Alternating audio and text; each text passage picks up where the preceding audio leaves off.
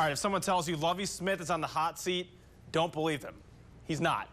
In fact, you could say his seat's cooler than a polar bear's toenail.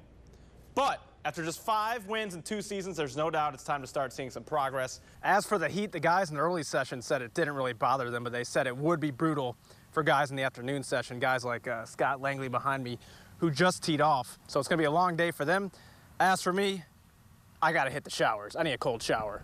Gordon, back to you. All right, Hugh, well, is this your first time in Champaign? No, it is. It is. It's an interesting area. Give me 3. Give me 3. Wait, what week is it? It's week 8. I thought. Isn't that crazy? That's nuts. We just started.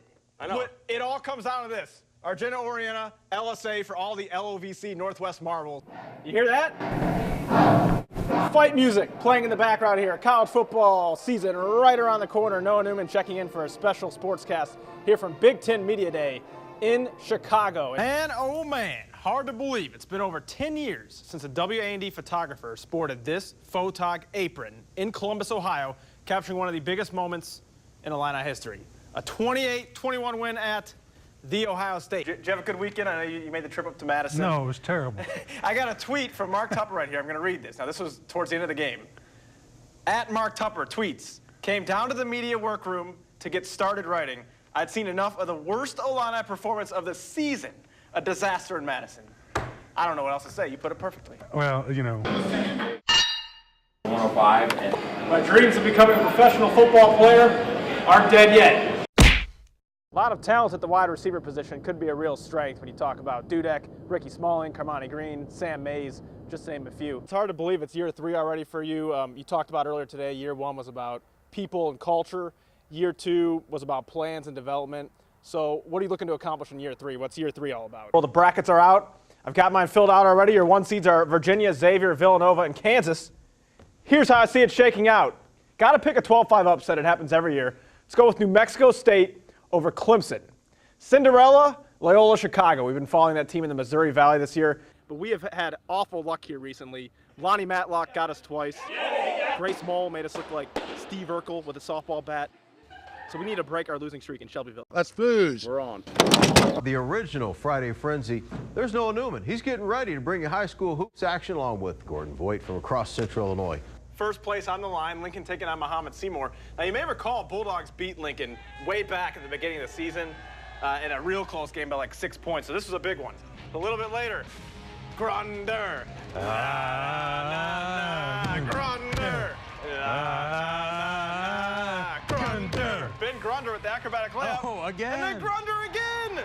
A bit of a bumpy start to the day here in Charleston, Gordon. They had a delay early on, then they got started, then there was another delay, then they got started again. But hey, it turned out to be a pretty nice day. So many local athletes are going to be in the mix for medals tomorrow. The finale of their first outright conference title in 33 years. But you know who brought his own fans?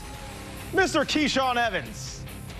3 of his 20 points right here, and the large contingent of Redbird Rowdies would go nuts. Welcome to La Salette Academy, a Catholic boarding school in Georgetown, home to a rich rugby tradition. And in the afternoon, you'll see almost every single one of the school's 76 students out here playing rugby. This school came from another boarding school in Armada, Michigan, St. Joseph's Academy, and they already had a rugby program going there. So when they came here, they knew what they were doing. So it was just a matter of getting the new guys into it. Go. Boys, no communication. We need to do a better job, right? Head coach Joe Rasmus came all the way from Australia. Get your hips in front of him, Josh. Once a player at North Carolina, he knows how important this sport can be for kids who are hundreds of miles away from home. It is tough for them, I think, when they first get here, being away from their families, but they really have great fraternity just because, in part because of rugby, in part because of the culture of the school. It's just a tight-knit group of guys, you know, it kind of makes up for what you're missing being away from home. We have to keep our eyes up. We have to identify threats. You know, how important is communication in this sport, and how much does that help build like a family atmosphere when you have kids coming together from all over the country?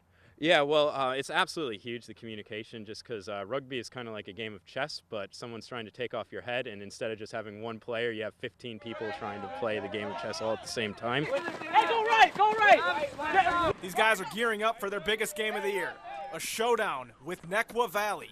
It's a rematch of last year's state championship.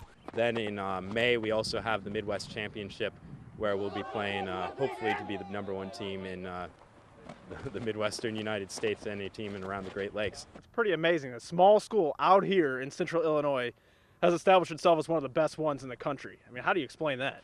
The culture is a big part of it. I like the theory, good people make good rugby players. It is such a community game, such a game wrapped around not the individual. It's not like American sports. There are no ISOs, one-on-ones. It's not a pitcher versus catcher, wide receiver versus. It's really 15 on 15. All right, Coach. Well, hey, I had a blast coming out here watching my first ever rugby practice. Best of luck rest of the way, and thanks for having me out. Yeah, thank you for coming out. Very good job, Joe McCall at the back. And